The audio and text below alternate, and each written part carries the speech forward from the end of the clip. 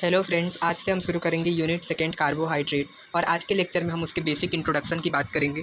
तो कार्बोहाइड्रेट्स क्या होते हैं? तो ये एक प्रकार के ऑर्गेनिक कंपाउंड है जिसमें कार्बन, हाइड्रोजन और ऑक्सीजन तीनों ही पाया जाता है। कार्बन, हाइड्रोजन और ऑक्सीजन से मिलकर बने हुए कार्बोहाइड्रेट होते हैं और ये हमारे एनर्जी प्रोवाइड करने वाले पदार्थ माने जाते हैं। यानी हमारे हर एक फल, सब्जियाँ या फिर जो भी हम खाते हैं, जैसे राइस हो गया, व्हीट हो गया, आलू हो गया, इन सब में कार्बोहाइड्रेट पाए जाते हैं। और ये कभी ग्लूकोज के फॉर्म में, कभी सुक्रोज के फॉर्म में, जो हम नॉर्मल डेली बेस पे शुगर यूज करते हैं वो सुक्रोज होता है। वैसे ही ये हमारे को हर एक खाने के पदार्थ के थ्रू सप्लीमेंट मिलते रहते हैं इसके। और जनरली इनको कैसे लिखा जाता है ये हम नीचे लिखे हैं, देखिए। ये इसका जनरल फार्मूला होता है CxH2O का होल वाई।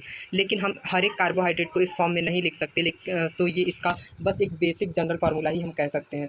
और बात करें कि ये किस अमाउंट में पाए जाते हैं, जिनमें मतलब मैंने पहले ही बताया कि इसमें कार्बन, हाइड्रोजन और ऑक्सीजन से मिलकर बने होते हैं कार्बोहाइड्रेट। तो इनका क्या रेशियो होता है? तो 1:2:1 के फॉर्म में ये पाए जाते हैं। अब इसके जनरल डिफिनीशन की बात कर ले तो इसका जो डिफिनीशन मैंने लिखा है वो बहुत ही यूनिक डिफिनीशन है। और इसको आप अगर अपने एग्ज़ाम में लिखते हैं तो आपको डेफिनेटली पूरा मार्क्स मिलेगा, क्योंकि इसमें मैंने बहुत अच्छे से एक पूरा एक्यूरेट वर्ड्स का यूज किया है जो इस कार्बोहाइड्रेट को वेल डिफाइन कर सकते हैं।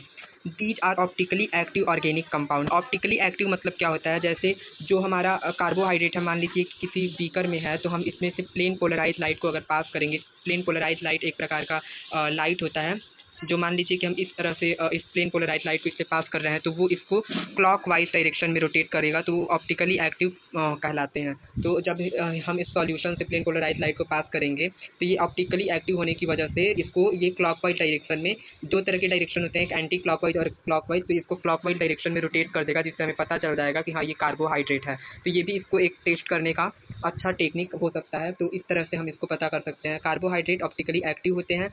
दूसरा क्या लिखा है कि ये पॉलीहाइड्रोक्सी एल्डिहाइड एंड कीटोन्स होते हैं। एल्डिहाइड यानी CHO ग्रुप, जो CHO ग्रुप होता है उसको एल्डिहाइड कहते हैं। और कीटोन जो होता है वो 1 minute RC double bond OR, ये होते हैं हमारे कीटोन्स। तो ऐसे हमारे कार्बोहाइड्रेट में दोनों में से कोई एक ग्रुप जरूर पाया जाएगा और इनके हाइड्रोलिसिस करने पे हमें ये एल्डिहाइड और कीटोन्स में मतलब ब्रेक हो जाएंगे। इस वजह से इनको हम कार्बोहाइड्रेट कहेंगे। कार्बोहाइड्रेट का जनरल जो हमारा एग्जाम्पल कुछ दिया है, जो हमें हमेशा देखने को मिलता है, glucose, fructose, maltose, cellulose, ETC।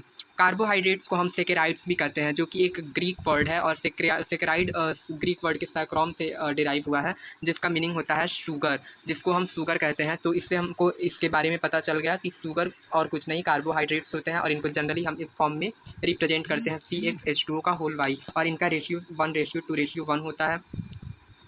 अब हम बात करते हैं कि इनको हम और क्या कह सकते हैं। तो ये हाइड्रेट्स ऑफ कार्बन कहलाते हैं। तो आज के लेक्चर में बस इतना ही। आई होप कि आपको समझ में आया होगा। थैंक